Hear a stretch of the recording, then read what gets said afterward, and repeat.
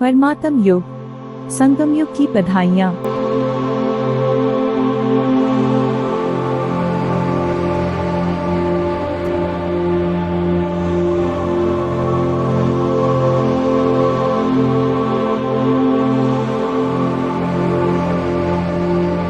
हमें ऐसा बनाने वाले हमारे प्यारे बाबा को दिल से शुक्रिया।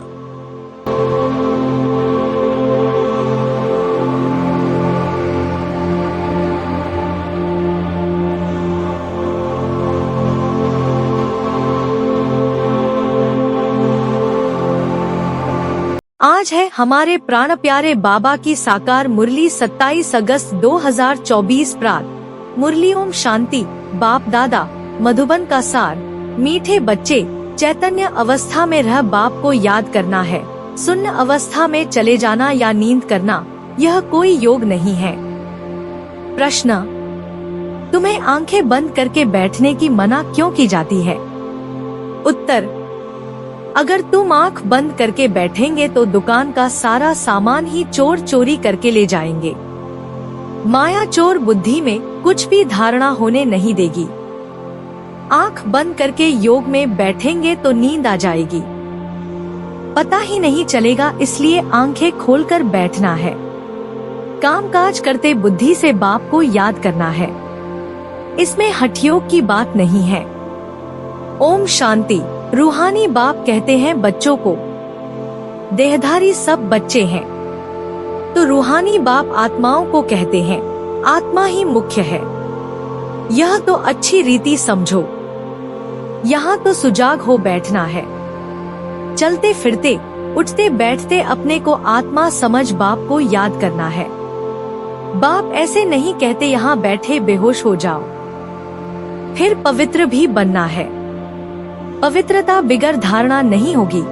किसका कल्याण नहीं कर सकेंगे, किसको कह नहीं सकेंगे। आंखें बंद हो जाती हैं, यह कोई याद की अवस्था नहीं है। इसमें चैतन्य अवस्था में रह बाप को याद करना है। नींद करना कोई याद करना नहीं है।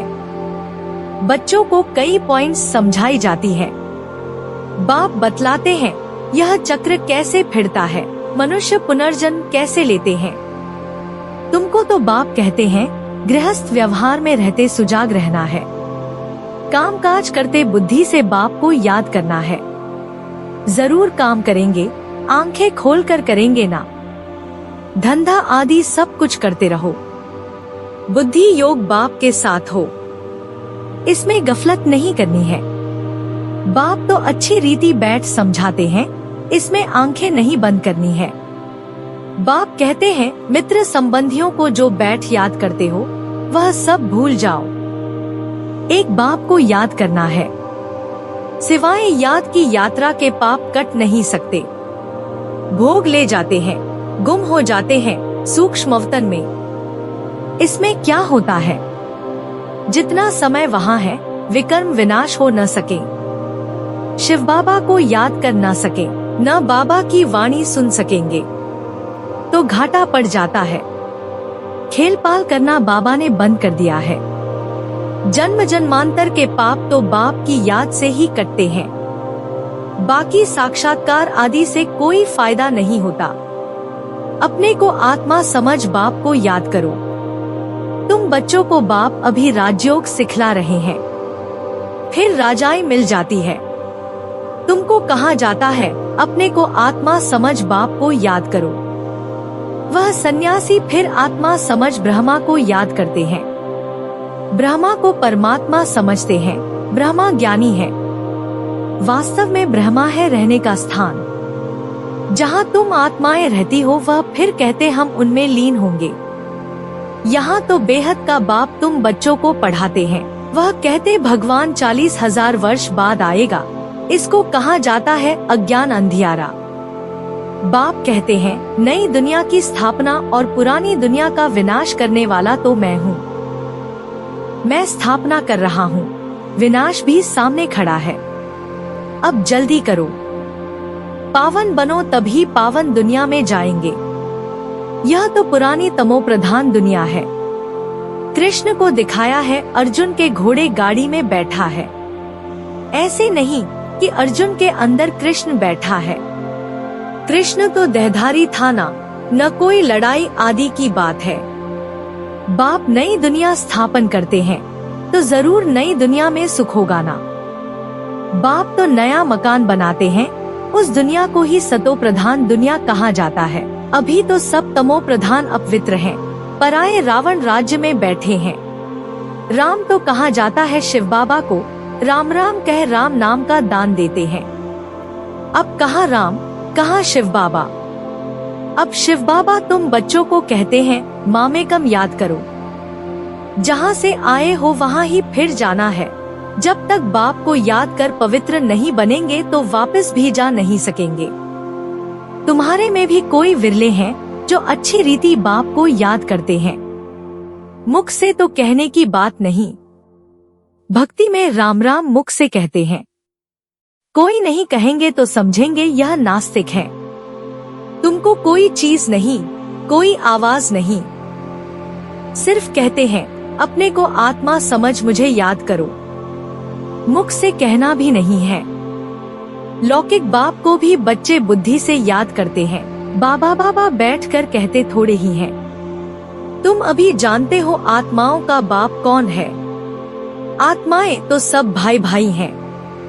आत्मा को और कोई नाम नहीं, बाकी शरीर का नाम बदलता है। आत्मा तो आत्मा ही है, वह भी परमात्मा। उनका नाम है शिव। उनको अपना शरीर है नहीं। बाप कहते हैं मुझे भी अगर शरीर होता तो पुनर्जन्म में आना पड़ता, तुमको फिर सद्गति कौन देते। भक्ति मार्ग में मुझे याद करते हैं। अनेक चित्र हैं। अभी तुम नरकवासी से स्वर्गवासी बनते हो ना। जन्म तो नरक में लिया है, मरेंगे स्वर्ग के लिए। यहाँ तुम आए ही हो स्वर्ग में जाने के लिए। जैसे कोई ब्रिज आदि बनाते हैं तो पहले फाउंडेशन सेरेमनी कर लेते हैं, फिर ब्रिज बनती रहती है। स्वर्ग की स्थापना का उद्घाटन फाउंडेशन सेरेमनी बाप ने कर लिया है, अब तैयारी होती रहती है। स्वर्ग में तो बहुत विशाल बुद्धि सतो प्रधान होते हैं। तो बाप कहते हैं खाओ पियो भल, सिर्फ बाप को याद करो तो विकर्म विनाश हो, और कोई उपाय नहीं। जन्म जन्मांतर यह गंगा स्नान आदि करते आए हो, परंतु कोई भी मुक्ति जीवन मुक्ति को तो पाते ही नहीं। यहाँ तो बाप पावन बनने की युक्ति बताते हैं। बाप कहते हैं मैं ही पतित पावन हूँ। तुमने बुलाया है हे पतित पावन बाबा, आओ आकर के हमको पावन बनाओ। ड्रामा पूरा हुआ तो फिर सब एक्टर्स स्टेज पर होने चाहिए, क्रिएटर भी होना चाहिए। सब खड़े हो जाते हैं ना। यह भी ऐसे है, सभी आत्माएं आ जाएंगी, फिर वापस जाना होगा। अभी तुम तैयार नहीं हुए हो, कर्मातीत अवस्था ही नहीं हुई है तो विनाश कैसे होगा। बाप आते ही हैं तुमको नई दुनिया के लिए पढ़ाने, वहाँ काल होता ही नहीं। तुम काल पर जीत पाते हो। कौन जीत पहनाते हैं? कालों का काल। वह कितनों को साथ ले जाते हैं, तुम खुशी से जाते हो। अब बाप आए हैं सबका दुख दूर करने, इसलिए उनकी महिमा गाते हैं। गॉड फादर लिबरेट करो, दुख से शांतिधाम सुखधाम में ले चलो। सोमनाथ का मंदिर बनाया है, कितना धन था। सबसे बड़ा मंदिर एक है जिसको लूट कर ले गए।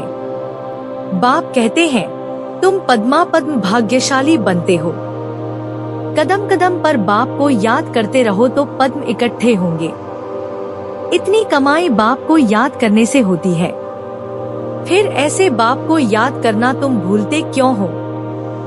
जितना बाप को याद करेंगे उतना ऊंच पद पाएंगे।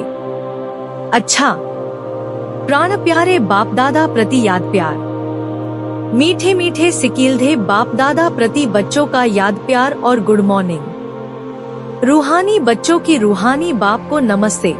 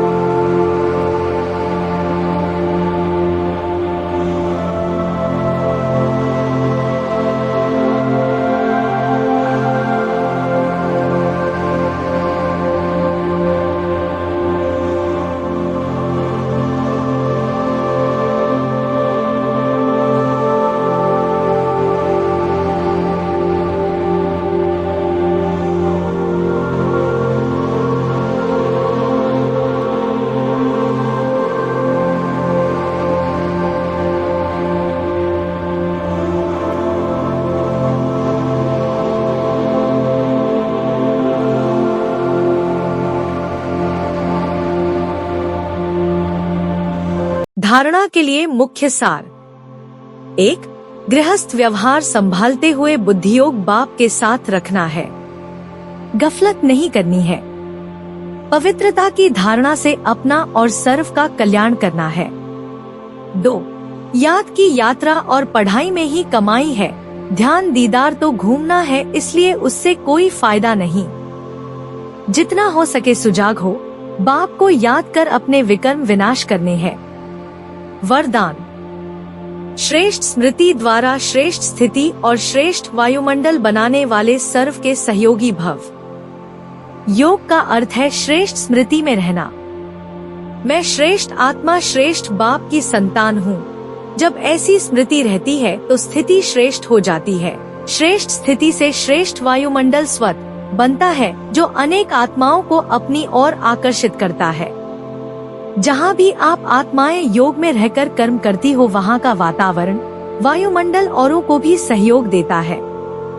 ऐसी सहयोगी आत्माएं बाप को और विश्व को प्रिय हो जाती है। स्लोगन। अचल स्थिति के आसन पर बैठने से ही राज्य का सिंहासन मिलेगा।